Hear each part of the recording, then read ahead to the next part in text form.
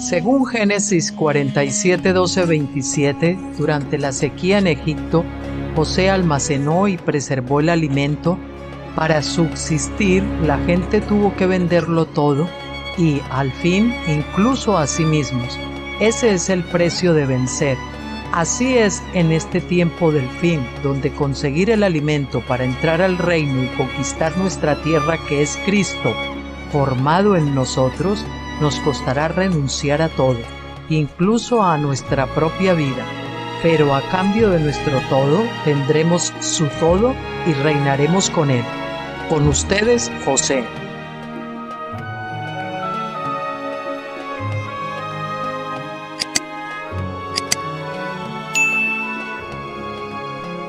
Buenas tardes a todos, bienvenidos a comenzar esta semana, este lunes, día 16 de febrero del 2026, y en España ahora tenemos las 5:28 de la tarde. Bueno, hoy continuaremos con Deuteronomio, veremos el capítulo 4, no vamos a ver más que ese porque el siguiente es bastante largo, entonces unir los dos se nos haría muy largo.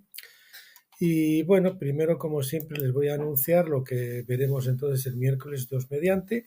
Vamos a retomar el Evangelio de Juan, el tomo 1 del doctor Stephen Jones. Vamos a hacer el capítulo 16 que se titula Fe inestable o anímica.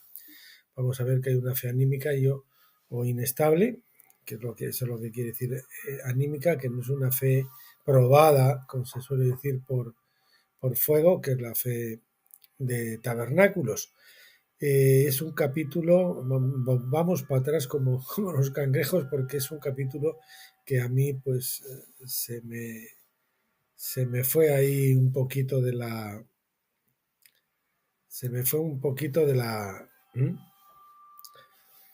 mente y se quedó atrasado. Entonces vimos el 17, vamos a ir para atrás al 16.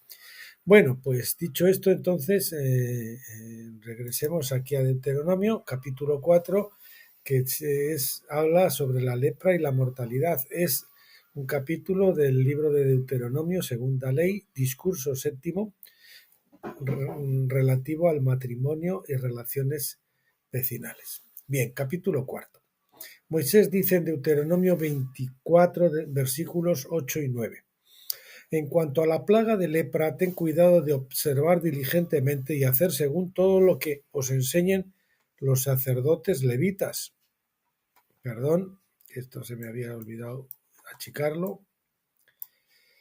Según yo les he mandado, así cuidaréis de hacer. Acuérdate de lo que hizo Yahvé tu Dios a María en el camino después de que salisteis de Egipto. O sea, ten cuidadito porque esa la tuvieron que sacar después fuera del campamento, castigada por su rebelión contra su hermano Moisés. Las leyes de la lepra se registran íntegramente en Levítico 13 y 14. Son demasiado extensas para que Moisés las explique en este discurso, por lo que solo da instrucciones a Israel de seguir las instrucciones sacerdotales, valga la redundancia. La curación y la limpieza de leprosos.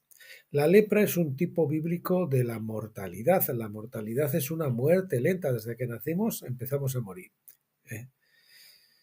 Bajo Adán, la vida es el proceso de morir. El pecado de Adán nos ha infectado con esta enfermedad mortal, sometidos a nuestros propios cuerpos impuros. Las leyes relativas a la lepra no solo definen la mortalidad y su efecto sobre nosotros, sino que también nos muestran el camino a la sanidad, a la cura, para que podamos entrar a la inmortalidad. Vamos a ver qué es profética esta ley, ¿no? La ley principal que revela esto se encuentra en la primera mitad de Levítico 14, donde vemos la ceremonia de limpieza a la que un leproso curado debía ser sometido. Los versículos 2 y 3, o sea, primero era sanado por Dios, por la fe, y entonces luego venía todo el proceso de ceremonia y de confirmación de lo que Dios ya había hecho. Como ocurre en el bautismo, lo mismo. Esta será la ley del leproso. En el día de su purificación será traído al sacerdote y el sacerdote saldrá fuera del campamento y lo examinará. Y si la infección de la lepra ha sido sanada en el leproso, los puntos suspensivos, si había sido sanada, entonces el sacerdote procedía a la ceremonia. La ceremonia debía ser hecho hecha solo si el leproso ya había sido sanado por Dios. En otras palabras, si el leproso creía que estaba sanado, debía enviar aviso al templo para que enviasen un inspector que pudiera comprobar su sanación. El leproso tenía que esperar fuera del campamento, incluso si estaba realmente curado, porque no había sido confirmado, estaba curado, confirmado. Y así, cuando Jesús curó al leproso, él no le dijo que eludiera la ceremonia. Mateo 8:4 dice, y Jesús le dice, mira, no lo digas a nadie, sino ve y muéstrate al sacerdote y presenta la ofrenda, que eran 2 aves, 2 palomas normalmente, que ordenó Moisés para testimonio. Ahí la palabra testimonio es marturio, testigo, por eso los mártires son testigos a ellos, ¿no? Dios proveía la sanación, el leproso proporcionaba el primer testigo terrenal y el sacerdote el testigo doble para establecer su curación legalmente. O sea, primero Dios, después el propio leproso y después el sacerdote. Era una intervención triple. En Lucas 17:4, cuando Jesús sanó a un grupo de 10 leprosos, él los envió de nuevo al templo para la inspección sacerdotal. En este caso vemos que el Evangelio dice, tu fe te ha salvado. Lucas 17:19. En otras palabras, la fe es la base de la curación, pero la función del sacerdote era dar testimonio de la curación. Si de hecho daba testimonio, entonces procedía a la ceremonia, que era terminada en la mañana del 8º día en el que fue totalmente limpiado. El día que fue limpiado es el primero, después el 8º es cuando se procedía, cuando se terminaban los ceremoniales. Solo entonces el ex leproso era capaz de entrar en comunión con la cajal, es decir, con la congregación. La ceremonia inicial del primer día se da en Levítico 14 del 4 al 7. El sacerdote mandará tomar 2 aves vivas limpias de madera de cedro y un cordón de color escarlata. Ahí la palabra es tola, que quiere decir gusano escarlata, e hisopo para el que debía ser purificado. El sacerdote también dará órdenes de matar una de las avecillas en una vasija de barro sobre aguas corrientes. En cuanto a la avecilla viva, la tomará junto con la madera de cedro y el cordón escarlata y el hisopo, y mojará la avecilla viva en la sangre del ave muerta sobre el agua corriente. Después rociará 7 veces al que debía de ser purificado de la lepra, y le declarará limpio, y soltará el ave viva en libertad a campo abierto. Se requería que el leproso curado proporcionase las 2 aves junto con las 2 ramas de cedro e hisopo y el cordón. Las 2 ramas de cedro e hisopo y el cordón escarlata, que representa un gusano del cual los hombres extraían el tinte rojo. Las ramas simbolizan todos los hombres del más alto al más bajo, el cedro, ya que en esos días las 2 ramas, la del cedro y la del hisopo, ya que en esos días la madera de cedro se decía que representaba la realeza, mientras que el hisopo era el más humilde. Es decir, no son 2 ramas de cedro, sino una rama de cedro y otra de hisopo. En otras palabras, la mortalidad afecta a todos los hombres por igual, independientemente de su posición en la vida. Por lo tanto, todos los hombres son sanados y limpiados de la misma manera. El cordón escarlata, la palabra tola en hebreo, es también el gusano escarlata, conocido científicamente como Ilicis coccus. Ilicis coccus. C-O-C-C-U-S. Ilicis coccus. Y de esto leemos. Cuando la hembra de la especie de gusano escarlata estaba lista para dar a luz a su cría, ella adjuntaba su cuerpo al tronco de un árbol, fijándose a sí misma de manera tan firme y permanente que ella nunca saldría de allí de nuevo. O sea, allí moría. Cuando iba a dar a luz, quedaba allí hasta que daba luz y luego, después de dar a luz, moría. Los huevos depositados por debajo de su cuerpo quedaban así protegidos hasta que las larvas eclosionaran y fueran capaces de entrar en su propio ciclo de vida. Cuando moría la madre, el líquido carmesí teñía su cuerpo y la madera que lo rodeaba. De los cadáveres de estos gusanos femeninos escarlata se extraían los tintes comerciales de color escarlata de la antigüedad. ¿Qué cuadro da esto de Cristo muriendo en el árbol, es decir, en la cruz, derramando su preciosa sangre que podía llevar muchos hijos a la gloria? Como dice Hebreos 2:10, Él murió por nosotros para que vivamos por medio de Él. El Salmo 22:6 describe un gusano tal y nos da esta imagen de Cristo. Ver Isaías 1:18. O confrontar, no sé, o comparar con Isaías 1:16, CF, no sé qué quiere decir. Henry Morris, Base bíblica de la ciencia moderna, Baker Book House, 1985, página 73. Bueno, ahí tienen el enlace por si lo quieren chequear. Por lo tanto, el cordón escarlata representa a Cristo, que derramó su sangre en el árbol, es decir, en la cruz, para la remisión del pecado y que murió para que pudiéramos tener vida. Él murió para que nosotros pudiéramos tener vida. Además, dado que el tinte rojo se extrae de estos gusanos y se utilizaba para teñir las prendas reales, esto profetiza de la posición real dada a los hijos de Dios, que son llamados a reinar con Cristo. Entonces podemos conectar esto a la madera de cedro, señalando que la sangre de Cristo ha salvado tanto a los ciudadanos hisopo como a los gobernantes, el cedro. Pero ¿qué de las dos aves? Eso es lo que significa el hisopo y el cedro, ¿verdad? Los altos y los bajos. Pero ¿qué de las dos aves? La primera ave debía ser sacrificada en un vaso de barro, o en una jarra, en un cántaro de barro, sobre aguas vivas, o como dice el texto, agua viva.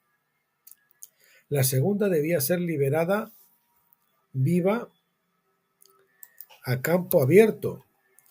Agua viva, vamos a ver que esto lo pongamos en cursiva. Ambas aves profetizaban de Jesucristo. La primera profetizaba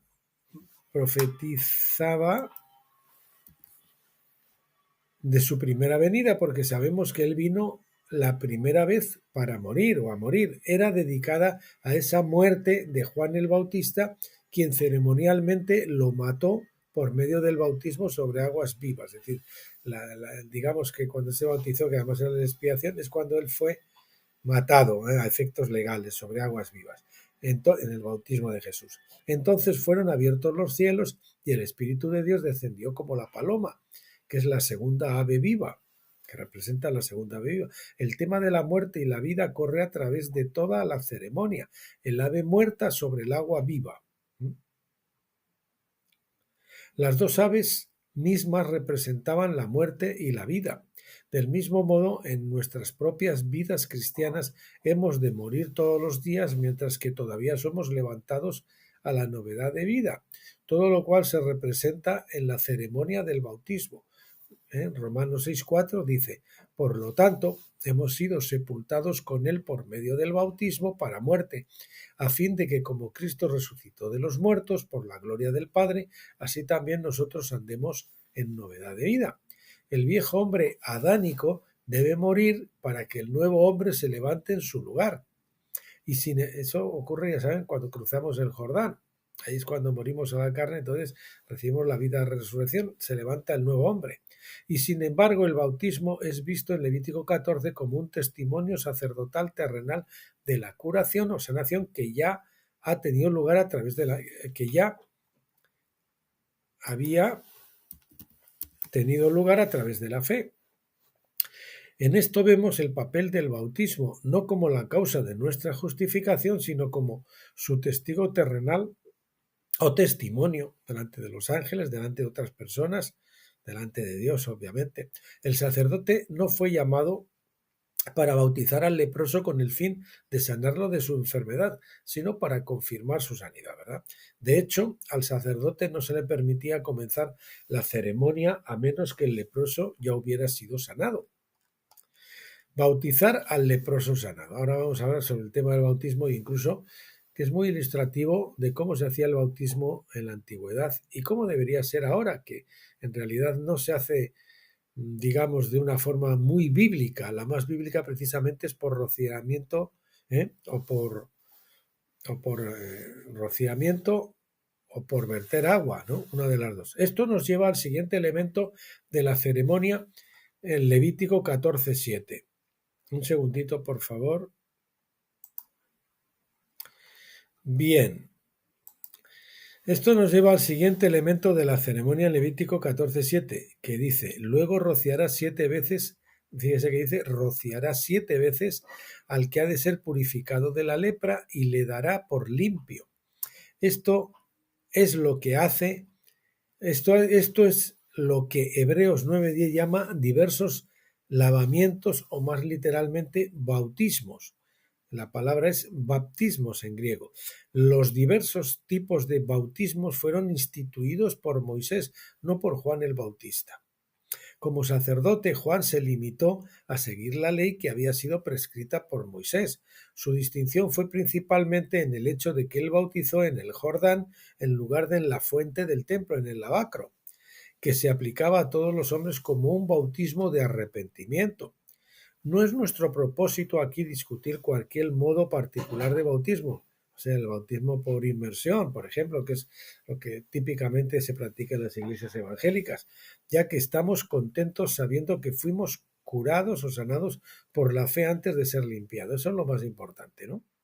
La instrucción o el método, pues eso es secundario. Aún así, la ceremonia en la ley es instructiva y profética. ¿Por qué? Porque esos bautismos de Moisés son proféticos. Su forma de aplicación debe entenderse con el fin de profundizar en el movimiento de la vida mortal a la inmortal. ¿Cómo pasamos de la vida mortal a la inmortal?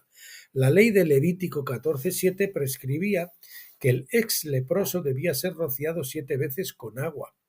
Ese era su bautismo. No se sumergía en agua. Escuchen esto, no se sumergía en agua. Repito, la ley de Levítico 14:7 prescribía que ese leproso debía ser rociado 7 veces con agua, rociado. Ese era su bautismo, no se sumergía en agua. Por lo tanto, es poco probable que Juan, como sacerdote, bautizara a nadie por inmersión. Es poco probable. Los ex leprosos tenían que ser rociados, así como la primera ave en sí debía ser matada sobre aguas vivas. Sobre aguas vivas, el leproso pues era rociado con agua viva. Ya que el ave profetizaba de Cristo, esto nos dice que Jesús fue bautizado de acuerdo con la ley. Se metió en el agua y Juan cogió agua del Jordán y la vertió o le roció 7 veces. No sé qué pasó y se va la imagen. Es la primera que me pasa esto. A esto también se hace referencia en el caso de Naamán el sirio, que vino al profeta para ser curado de la lepra. Así leemos en 2 Reyes 5:10. Y Eliseo le envió un mensajero diciendo, ve a lavarte, rachatz, en el Jordán 7 veces y tu carne te será restaurada y serás limpio. Y ve a lavarte, la palabra rachatz. O sea, ahí Eliseo pues le hizo que aplicara el sistema de bautismo acostumbrado, que era rociarse con agua 7 veces, como al leproso. Él conocía la ley. El término rachatz es un término general que no nos dice exactamente cómo se hacía. Sin embargo, sabemos que el profeta estaba familiarizado con la ley de los leprosos, porque instruyó a Naamán de acuerdo con la prescripción divina de Levítico 14 para los leprosos, obviamente. La ley en sí es más específica, pues nos dice que el hombre debía ser rociado 7 veces, es lo que nos dice la ley. Naamán mismo no estaba bien instruido en la ley de Dios, por lo que es concebible que pudiera haberse sumergido en el Jordán. A lo mejor él entendió que se tenía que sumergir. Leemos en 2 Reyes 5:14, él bajó y se sumergió. Ahí la palabra no es rachat, sino tabal. O sea, Eliseo le dijo rachat, pero él se sumergió, que es la palabra tabal, 7 veces en el Jordán. Naamán fue curado por causa de su fe, demostrada por su obediencia, mientras que el modo es instructivo o secundario, ¿no? El requisito fundamental para el bautismo es la fe. El ejemplo de Naamán es también una prueba significativa de que el bautismo fue practicado en el Antiguo Testamento como parte de la ley de leprosos. Bueno, siguiente epígrafe, profecía en la ley. Vamos a ver que esta ley es profética. A pesar de que un ex leproso era declarado limpio en el primer día de su purificación, se le declaraba limpio una vez más en el octavo día, Levítico 14:11. Había un periodo, un lapso de 8 días en que esto se completaba. Esto atañe al lado profético de la ley. La profecía implica el tiempo cuando se cumple históricamente las aplicaciones personales. La profecía implica el tiempo cuando se cumple históricamente. Las aplicaciones personales son más inmediatas, pero el cumplimiento histórico requiere tiempo. La limpieza requería un total de 7 días, no solo para los leprosos, sino también para aquellos que tocaban un cuerpo muerto, eran contaminados por la muerte. Números 19:11. Esa ley también profetiza del tiempo de mortalidad para la humanidad, el tiempo de mortalidad para la humanidad. Proféticamente hablando, este periodo de 7 días sugiere un ciclo de 7.000 años de historia para purificar la humanidad, ¿verdad? La mortalidad de la humanidad, que lleva hasta el juicio del gran trono blanco al comienzo del octavo día, el octavo milenio, después del milenio sabático, el octavo día, el siguiente milenio. La resurrección general de los muertos, los grandes y los pequeños, termina con la muerte misma, para que en ese punto hasta la muerte, es decir, la mortalidad, sea erradicada, ya que será echada en el lago de fuego, Apocalipsis 20:14. También eran utilizadas 2 aves en la ceremonia de limpieza para los leprosos. Hemos demostrado que la primera ave profetizaba de Cristo, que vendría por primera vez a morir. La segunda ave, sin embargo, no se mataba, sino que era liberada con vida a campo abierto. Mateo 13:38 nos dice que el campo es el mundo, por lo tanto debe ser liberada en el mundo por segunda vez con el fin de completar el plan divino. La segunda ave debía ser sumergida en la sangre de la primera antes de ser liberada, y así leemos en Apocalipsis 19:13, estaba vestido de una ropa teñida en sangre. Por eso el Señor viene la segunda vez de José, que era el que tenía la túnica, cuya túnica fue teñida en sangre cuando los hermanos de José, ya sabes, mataron un cabrito o un cordero y tiñeron el manto para engañar a Jacob, a su padre Jacob. Bueno, no sé por qué, pero creo que debemos repetir este párrafo del tema profético para que nos quede más clarito. Vamos a hacerlo. A pesar de que un ex leproso era declarado limpio en el primer día de su purificación, se le declaraba limpio una vez más en el octavo día. Levítico 14:11. Es decir, había un periodo de tiempo de 7 días, y al octavo ya era completo. Entonces ya no solo real experiencialmente, sino también legalmente limpio. ¿No fue limpio el leproso en el primer día? Esto atañe, ¿por qué? Esto atañe que se dejara ese periodo, atañe al lado profético de la ley. La profecía implica el tiempo cuando se cumple históricamente. Implica cuando, esto creo que está así, implica cuando el tiempo se cumple históricamente. Las aplicaciones personales son más inmediatas, es decir, ¿verdad? Como 8 días, parece ser que es al momento casi, ¿no? Y se cumple históricamente, inmediatas, pero el cumplimiento histórico, es decir, para la humanidad, requiere tiempo. La limpieza requería un total de 7 días, no solo para los leprosos, sino también para aquellos que tocaban un cuerpo muerto. Números 19:11. Ya saben que tocar un cuerpo muerto contaminaba, y la purificación de la muerte era mayor que la purificación por el pecado. Requería más días. Esa ley también profetiza del tiempo de mortalidad para la humanidad. Para el leproso eran 7 días, para la humanidad van a ser 7.000 años, es decir, 7 días de 1.000 años. Proféticamente hablando, este periodo de 7 días sugiere un ciclo de 7.000 años de historia, que lleva hasta el juicio del gran trono blanco al comienzo del octavo día, el octavo milenio. La resurrección general de los muertos al final del milenio, obviamente, los muertos y los grandes y los pequeños, que dice la ley, termina con la muerte misma, termina también con la muerte, para que en ese punto hasta la muerte, es decir, la mortalidad, sea erradicada, ya que se echará en el lago de fuego, Apocalipsis 20:14. Bien, esta marca de identificación en la segunda venida de Cristo está vinculada con José. Génesis 37:31, hemos visto lo de la ropa teñida en sangre. Continuamos ahí, ¿no? Y así leemos en Apocalipsis 19:13, estaba vestido de una ropa teñida en sangre, que hace alusión a José, cuya túnica fue teñida en sangre.